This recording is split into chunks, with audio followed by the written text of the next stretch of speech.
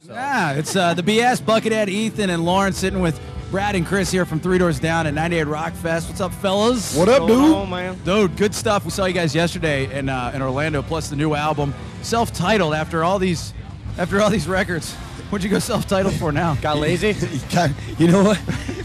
You want the real answer or the really good answer? Both answers. I want both. Give us both. You know Give what? us a good one first. We did because we couldn't think of anything better. Yeah. You master songwriter, couldn't come up with a title for a new album. Oh, you know what, man? We had played around with some ideas for a title, and I know it is a little bit odd to wait to your fourth album to make one self-titled, but we really did feel like this record was just a really good cross-section of what we do and a really good example of what we do as a band and who we are and all the different things that we do.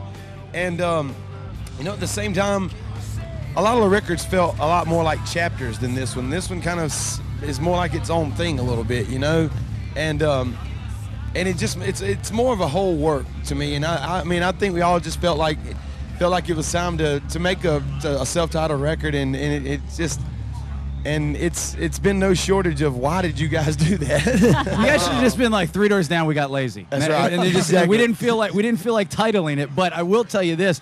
Obviously, the first single that's hit radio is awesome, and then the opening song. Now, do you guys keep the same set list as like what we saw yesterday? We do. Wow! Oh my God! It is. I mean, Mississippi Boys, and it is absolutely amazing. That song. It is very bluesy, and I literally last night when I was watching you guys stopped in my tracks. Because it was absolutely that cool. I mean, awesome, it was man. It was really, really good. I appreciate it. That song. I'm not just doing that because you guys are here. I mean, I've known you guys for a while. That was a great song. I really, really appreciate it, man. That's actually the first song on the record. It's a song called Train, and it's a feel-good song, and it's a song I think that people can really. It's one of those songs you just want to put in and turn up on your stereo and rock out to it. Definitely. And it's a cool song. I'm glad you liked it, man. No, that was good. Were you guys worried about that? Chris asked this. Were you guys worried about that? Like some of the new stuff that you're throwing on? I mean, 3 Doors, I mean, we all know this. It's no secret that you guys have like a formula to your music, and that's why you're successful. There's nothing wrong with that. That's not a bad thing. But you're kind of going outside that realm here with the new album, the self-titled album. You worried about what people are going to think even after all this success? Oh, you know what? I think people are really I think people will like it. I really do. We did try some new things on this record, but it's kind of like as you go. If you want to change your style a little bit, you change it a little at a time, and people tend to follow you a lot easier, Sure, yeah. And rather than just going off in left field. And we did do some different things on this record that are a lot different than we have done in the past, but at the same time, this record some of the sounds on it almost kick back to the Better Life.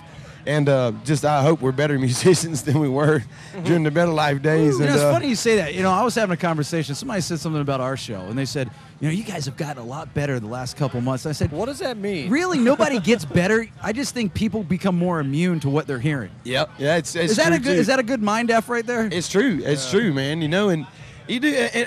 It's something that only comes with.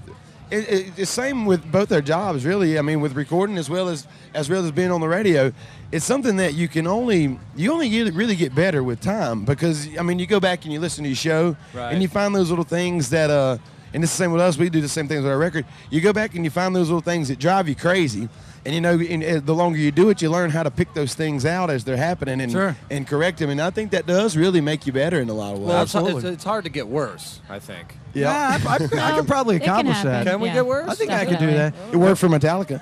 Oh, damn! Burn. Wicked burn. We had Chris. We had you on when you guys were in the middle of recording the new album. You guys did it in Central Florida. Now, did you guys record the whole thing here in Florida, or just master it out and stuff like that? No, I recorded the whole thing in a house in Longwood. Yeah. Of all places. I know exactly the house, by the way. It's a nice place. It was cool, man. You know what? Cool. He was also sitting outside the window too, watching you guys. When you hear the bushes like they ruffled it a little bit, that was me going, "Hey, it's Buckethead." I'm here, guys. Wearing a trench coat, holding a hatchet. Exactly. Yeah. Let me sing some 3 Doors Down with you guys.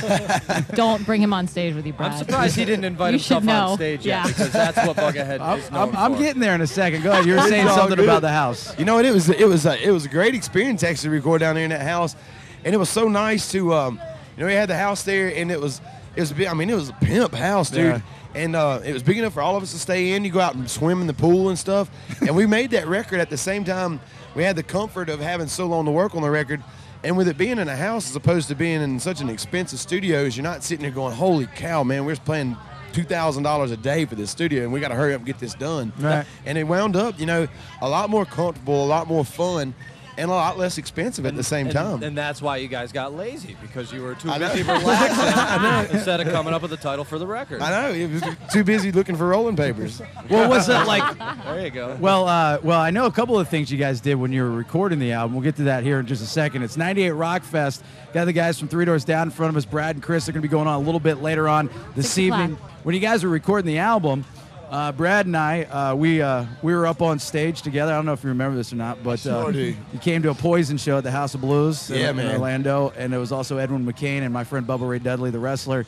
And we were there, and I noticed something very, very funny is that you didn't know the words to Nothing But a Good Time. I didn't, man. Don't got up call there, him out. and I can't tell you how many times I've seen that. I mean, the video and listened to the list. I mean, dude, like worship those dudes growing up, because that's when I grew up. I mean, I miss like the '70s music and stuff. Chris, were you there? I grew up. Oh yeah, Oh, I'm yeah, there. yeah. I thought you were there. Yeah, you didn't come up on stage though. No. Chris is shy. I grew up during like the '80s music, and I was so ashamed that I was like, okay, that sucks. I just had to sing along with the chorus. I thought it was funny because I'm like a huge mark for those guys, and we've befriended Brett Michaels. He is a great guy, man. Oh, what a great guy over the years. And I was like, well, this is pretty cool, you know, I mean, because throughout the different radio festivals since, you know, Three Doors actually, you know, hit the mainstream, and we've got to meet occasionally, and I was like, wow, I'm on stage with all these guys, and I was trash that night. Yeah, you were. And Me too. And yeah, I know. And I noticed, I was like, now that's a true mark of a rock star. What Brad's doing, he's got his hat down, and he's turning. He's like circling, so it looks like he's singing, But he's not really singing. and Not then really singing. And then I really felt bad because I was like, dude, I need to get a photo op, so I'm gonna go grab Brad, come up front and center with me, Brad, and Brett. And I'm totally going to mark out here. And I was like, afterwards, I go, you know what? I probably should have done that because my man was trying to stay in the back because he didn't know the words. I knew the chorus words, but that was all I had, man. Well, he also knew the courtesy when you get up on somebody else's stage, you don't grab the center mic right in the middle, like Buckethead did. like Buckethead featuring Poison. Front and center. That's what it's all about.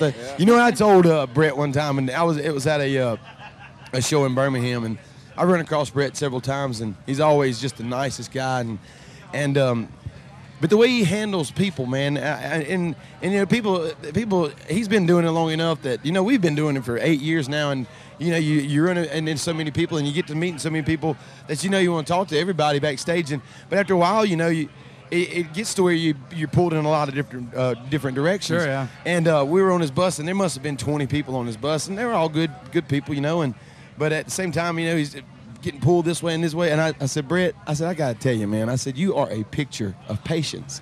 And he really is, man, you know. Well, you know, that's something that you guys are known for, too, with, you know, a lot of rock bands, especially even when you guys first started. I mean, you guys it wasn't really that slow of a road for you guys. You guys burst into the mainstream scene right away with the crossover songs, you know, going from rock to top 40. And then, you know, it's Three Doors Down as an entity, not just as a band.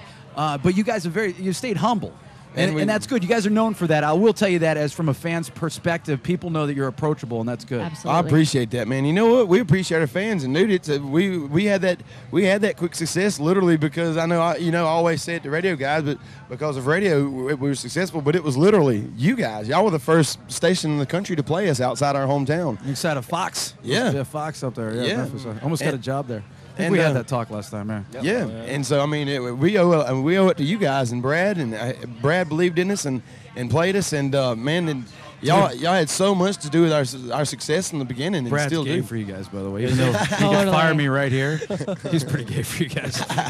He's the man. I told him, I gave him the option to wear headphones. He should have wore headphones, right? When I said that. In a hetero way. He's gay for you in a hetero way. In a totally straight way, Yeah. Actually, he wrote a song for you guys. It's called Man Phalange. Oh, no. All right. Brad, Chris from Three Doors Down, dude. New stuff's good, and Thank you you, guys man. can see it live tonight. The first time you guys have performed it live. Yeah. Well, not tonight, but I mean, last couple trips out on the road. Yeah, we're just now getting. It's kind of a strange thing. You go into the studio and you write songs, and then you kind of developing them as you record, and then you record them, and then you have to go learn them. It sucks. Yeah. Who has time to name an album? Exactly. It's called Three Doors Down. Screw it. Live here from 98 Rock Fest. We'll be back here in just a little bit.